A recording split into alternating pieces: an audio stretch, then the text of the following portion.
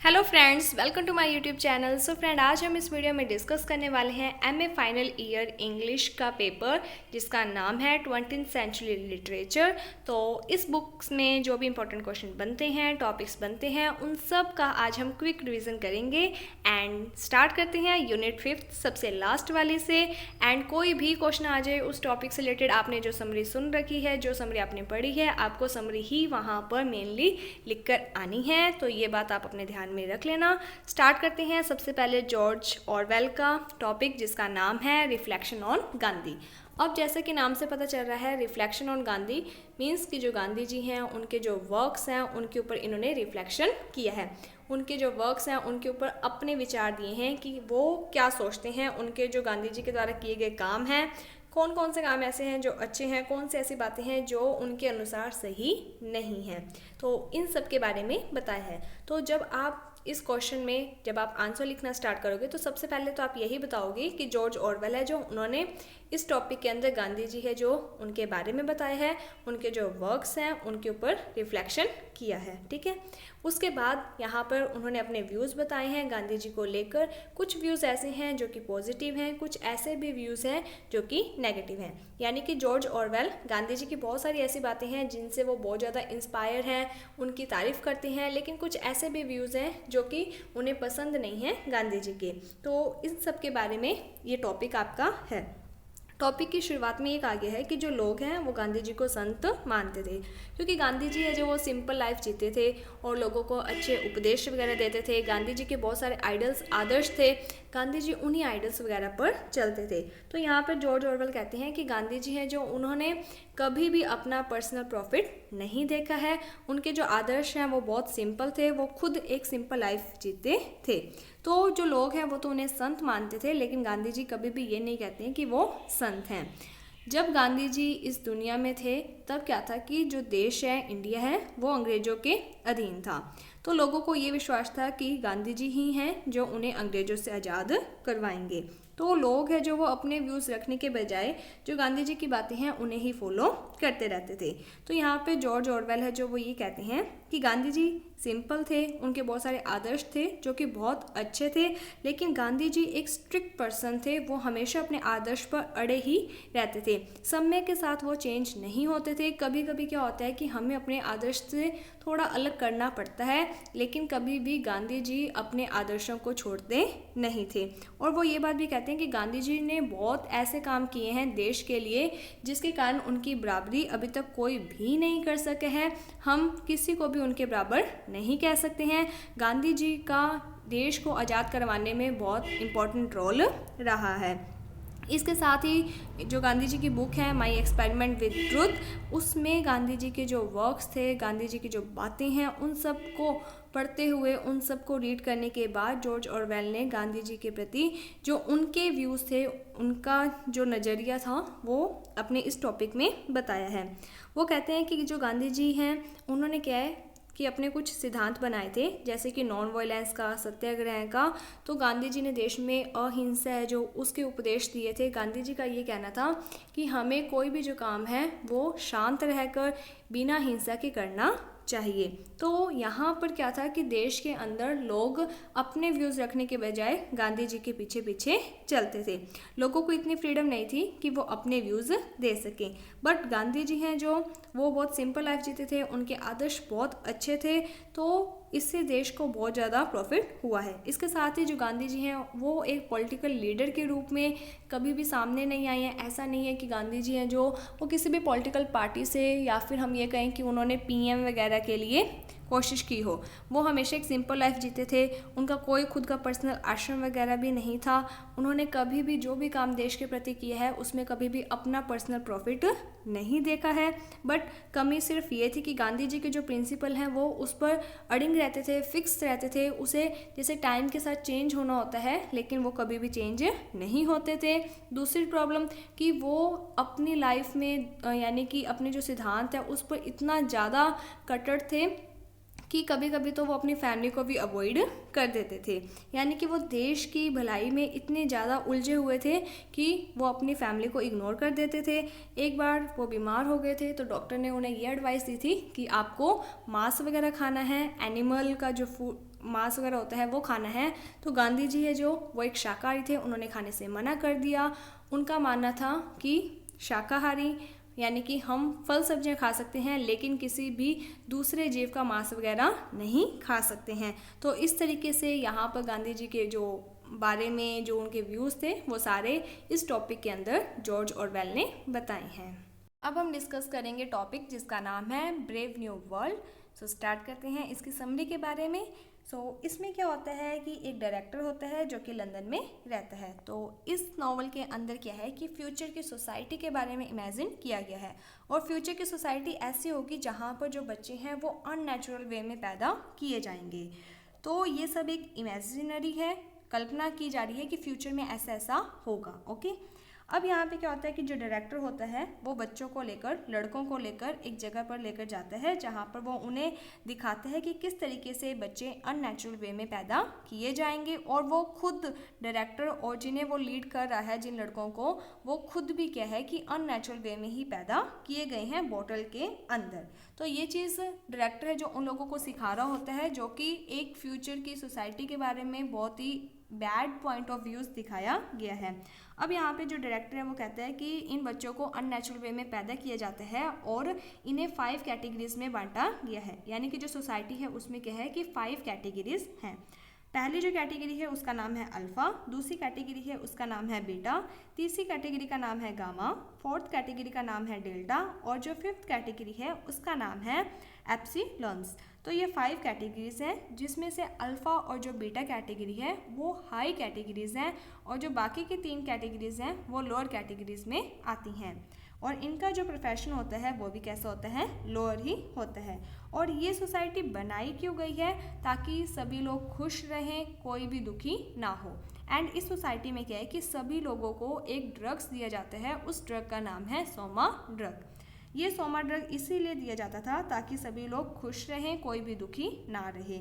उसके बाद क्या होता है कि जब ये डायरेक्टर उन लड़कों को लेकर जाते हैं वहाँ पर, तभी इनकी मुलाकात एक पर्सन से होती है जिसका नाम होता है मुस्तफ़ा मॉन्ड। ये जो मुस्तफ़ा मॉन्ड है ये कलेक्टर होता है।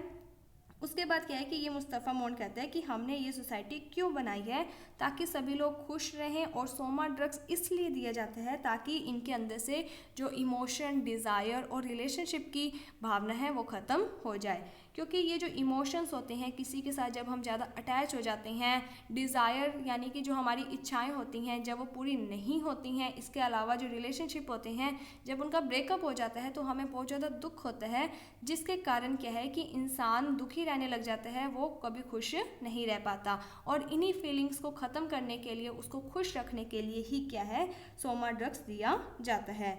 अब यहाँ पर क्या है कि इस सोसाइटी के अंदर एक लड़की है जिसका नाम है लेनिना और एक पर्सन है जिसका नाम है बर्नार्ड। और जो ये बर्नार्ड है ये क्या है कि अल्फ़ा सोसाइटी से, अल्फ़ा कैटेगरी से बिलोंग करता है। ये जो बर्नार्ड है वो क्या है, लेनिना है जो उससे प्यार करता है, दोनों रिलेशनशिप में आ जाते हैं। और जो बर्नार्ड है उसी का फ्रेंड होता है जिसका नाम है वॉटसन। अब ये जो बर्नार्ड है ये अल्फ़ा सोसाइटी से बिलोंग करता है लेकिन उस सोसाइटी को पसंद नहीं करता है, या फिर उस सोसाइटी में अल्फ़ा कैटेगरी में अपने आप को शेम फील करता है, बिकॉज इसकी जो हाइट है, इसकी जो पर्सनैलिटी है, वो हाइट छोटी होने के कारण इसकी पर्सनैलिटी अल्फ़ा के साथ मैच नहीं कर पाती है। और इसका एक दोस्त होता है जिसका नाम होता है वॉटसन। ये हर एक काम में परफेक्ट होता है, जिसके कारण ये इस आइलैंड पर रहना, इस सोसाइटी में रहना नहीं चाहता था।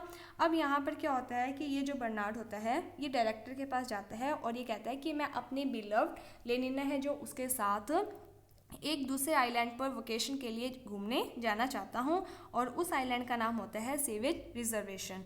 तो यहाँ पर जो डायरेक्टर होता है वो उसको कहता है कि तुम्हें जाना है तो तुम जा सकते हो, मीन्स एक तरीके से वो परमिशन तो दे देता है जाने की, बट वो उसको अपना एक्सपीरियंस बताने लग जाता है कि मैं भी इधर गया था और मेरी जो बिलव्ड है उससे मैं इस जगह पर जाकर अलग हो गया था, यानी कि हम दोनों अलग अलग हो गए थे किसी रीज़न से, जिसके कारण मैं तुम्हें यही कहूँगा कि तुम्हें यहाँ पर नहीं जाना चाहिए। लेकिन जो बर्नार्ड है उसकी डायरेक्टर के साथ ज़्यादा अच्छी बनती नहीं थी, इसलिए उसने उसकी बात पर ट्रस्ट नहीं किया। और कहीं ना कहीं जो डायरेक्टर है उसे भी अपने आप पर गुस्सा आता है कि उसने अपना राज इसको क्यों बताया, क्योंकि दोनों ही एक दूसरे को पसंद नहीं करते थे। तो यहाँ पर क्या होता है कि ये जो बर्नार्ड होता है ये अपने बिलव्ड के साथ इस आइलैंड पर चला जाता है।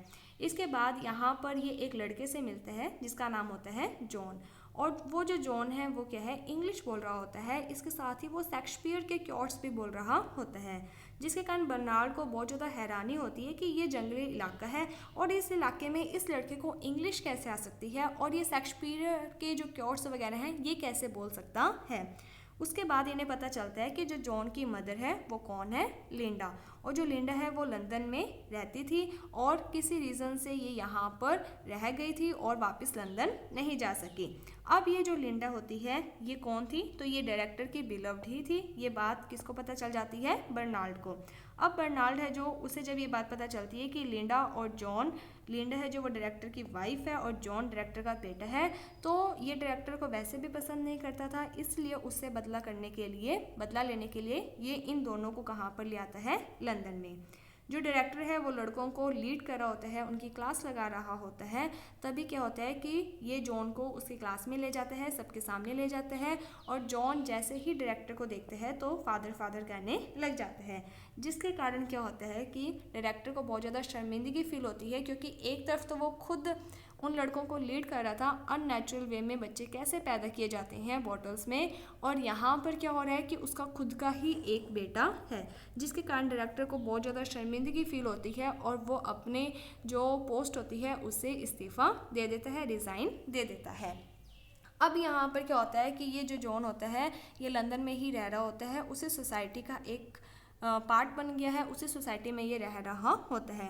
बट इससे अब वो सोसाइटी अच्छी नहीं लगती है, क्योंकि वहाँ पर क्या है कि लोग सोमा ड्रग्स लेते हैं और वहाँ पर लोगों के मन में कोई भी इमोशन नहीं है, जबकि ये तो पूरा इमोशन वाला पर्सन था, शेक्सपियर के क्योट्स वगैरह पढ़ता था, तो इसको ये सोसाइटी अच्छी नहीं लगती है। और बाद में क्या होता है कि जो जॉन के पॉइंट ऑफ व्यूज़ हैं वो धीरे धीरे क्या है कि वॉटसन को पसंद आने लग जाते हैं। वॉटसन कौन है, बर्नार्ड का दोस्त है। तो जॉन और वॉटसन है जो, उन दोनों की आपस में बहुत ज़्यादा अच्छी बनने लग जाती है। इसके बाद क्या होता है कि ये जो लेनिना होती है ये क्या है कि जॉन है जो वो उसको कहते हैं कि मैं तुम्हें पसंद करता हूँ, जिसके कारण लेनिना है जो वो भी कहीं ना कहीं इसको पसंद करने लग जाती है और फिजिकल रिलेशन बनाने के लिए कहने लग जाती है, जिसके कारण जॉन को बहुत ज़्यादा गुस्सा आ जाता है। जबकि यहाँ पर क्या था कि इस गुस्सा, इमोशंस ये तो थे ही नहीं, क्योंकि लोगों को सोमा ड्रग्स दिया जाता था, जिसके कारण लेनिना है जो वो इस प्रकार के बिहेवियर को देखकर डर जाती है। और तभी क्या होता है कि जॉन को एक कॉल आती है जिसमें ये कहा जाता है कि तुम्हें हॉस्पिटल में आना है। और जैसे ये हॉस्पिटल जाता है तो ये देखते हैं कि इसकी मदर जो लिंडा है उसकी डेथ हो चुकी है, क्योंकि उसको सोमा ड्रग्स है जो वो बहुत ज़्यादा हाई डोज में दिया था, जिसके कारण जॉन को बहुत ज़्यादा गुस्सा आने लग जाता है। और ये जो मुस्तफ़ा मौंड होता है ये क्या करता है कि जो बर्नार्ड और जो वॉटसन होते हैं ये क्या है कि जॉन का साथ दे रहे होते हैं, जिसके कारण ये बर्नार्ड और वॉटसन इन दोनों को ही किसी दूसरे आइलैंड पर भेज देता है। और जो जॉन होता है उसे बहुत ज़्यादा गुस्सा आता है, उसका जो गुस्सा है वो कंट्रोल नहीं होता है, उसे अपनी मदर की डेथ का गुस्सा होता है। और ये गुस्सा किस कारण था कि वो इस सोसाइटी में रह रहा है और इस सोसाइटी में रहने के कारण उसकी मदर को हाई डोज का ड्रग दिया गया था, जिसके कारण उसकी मदर की डेथ हो चुकी है। तो ये क्या करता था कि गुस्से में अपने आप को ही दुख देने लग जाता था, बिकॉज ये शेक्सपियर की बातें, शेक्सपियर के क्योट्स वगैरह पढ़ता सुनता था, तो इसको ये लगता था कि ये जो दुख होता है लाइफ का वो भी एक इंसान की लाइफ का क्या है, पार्ट है। तो ये अपने आप को कोड़े मारने लग जाता था, जिसके कारण क्या किया कि ये जो मुस्तफ़ा मौंड है इसने इसको एक लाइट हाउस में बंद कर दिया, जहाँ पर ये अपने आप को ही दुख देता था, अपने आप को ही मारता था। और लोग क्या है कि उन्हें ये चीज़ देखने में बहुत अच्छी लगती थी, बिकॉज लोगों के अंदर इमोशंस थे नहीं, तो उन्हें लगता था कि ये एक पागल इंसान है और खुद को ही कैसे मार रहा है, तो लोग दूर दूर से यहाँ पर आते थे। उसके बाद क्या होता है कि जॉन पहले तो पागलों जैसी हरकतें करता था, अपने आप को मारता रहता था, लेकिन एक दिन जब उसने ये चीज़ें देखी कि किस तरीके से लोग उसको देखने के लिए आ रहे हैं, तो उसे लगा कि वो दूसरों का क्या है कि एक हंसाने का कार्टून सा बन चुका है। तो वो क्या करते हैं, अपने आप को एक दिन फांसी दे देता है। तो इस तरीके से यहाँ पर जो जॉन है उसकी डेथ हो जाती है। तो ये इसकी स्टोरी थी। होप आपको ये स्टोरी समझ में आ गई होगी। अगर आपको कोई भी डाउट होता है तो आप हमें कमेंट सेक्शन में बता सकते हो। इसके अलावा आप नई शुरुआत टेलीग्राम ग्रुप बनाया गया है, उसे ज्वाइन कर सकते हो, वहाँ पर अपने डाउट्स वगैरह पूछ सकते हो। So thank you friends for watching my video. Thank you.